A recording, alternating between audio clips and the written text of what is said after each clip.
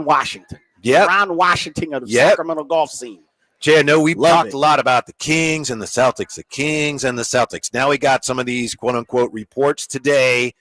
The Celtics, and I think this is Evan Siddery, the Celtics are listening to offers for Jrue Holiday. So should the Kings make one? There's also another one of these reports. Actually, that's Jake Fisher, pardon me. Jake Fisher says the Celtics, quote, most definitely listening on trade calls for Jrue Holiday. And then somebody else is reporting that Kristaps Porzingis, the Celtics want to get out from under his deal. It's an expiring. It's worth a lot of money. But the speculation, again, this is, some sources think that the Celtics would give you draft compensation if you take Porzingis, take his contract, and we will make it worth your while by giving you some kind of draft compensation. Should the Kings be involved in any of that? Porzingis, Jrue Holiday. Hell yeah. Why not? Why wouldn't you be? Why would you, if you're Scott Perry, if you're BJ Armstrong, if you are the brass of the Sacramento Kings, Whitey, my phone would never be off. Mm-hmm. I would have a conversation with my significant other and say, hey, listen,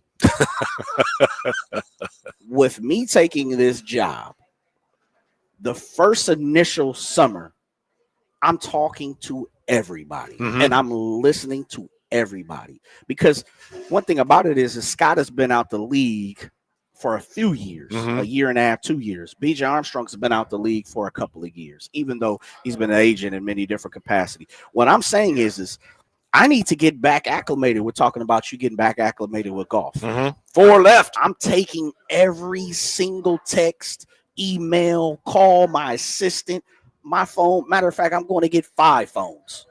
So are you telling me, take a fax. Would you go so far as to tell your wife, unless you get a job in the player personnel department with Memphis, I'm not talking to you for 2 weeks? You better not do that. Let me tell you. Yeah, not my wife. My wife is a firecracker. Yeah. But yeah. I met her. Yeah, absolutely. But she put on the front when she met you. So really? Yeah, she Piccolo Pete, man. She Piccolo Pete, But no, I'm just playing. I will say this.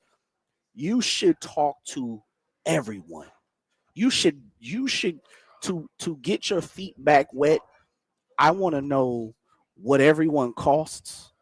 I want to know what everybody is worth right now. I see what you're saying. I want to know what my guys are worth. Right. I want to barter right now. Yeah. I know that I've been guilty of with a lot of these players saying nope.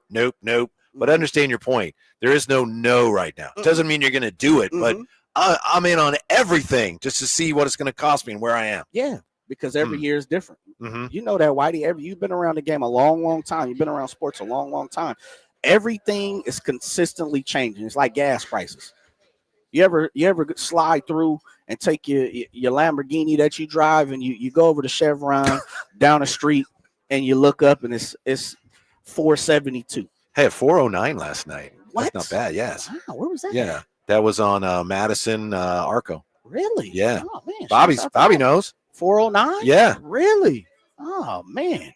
I need to check. I drove by today. I saw 426. I was like, wow, wait a minute. We're coming down a bit. Yeah. We're celebrating 409. That's sad. But sorry, I didn't mean to interrupt your story, but I just want to get that in there. You take your Lamborghini over to Chevron, you see 475, right, Mr. Gleason? You look over at Mrs. Gleason and say, you know what, let's go ahead and fill up today. And then you go home. You wake up in the morning and then you jump in your Maserati, because I know you got a couple cars over there. And Mrs. Gleason and say, hey, you know what? Babe, can you go fill up my car for me real quick? I have to make it over to the job site. Don't have the time. You're still getting dressed. And you pull over to that same Chevron and you look up and that gas is $4.86. Yeah. Went up 11 cents. Hey, what happened? What happened? Yeah. Right? What happened?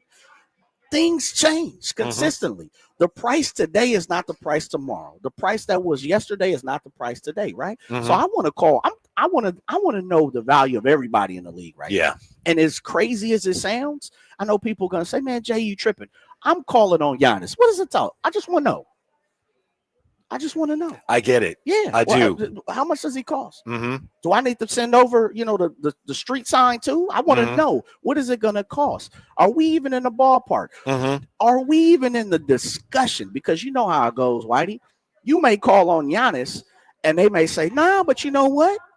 We got Bobby for you. We got Bobby Portis." And I like what you're talking about.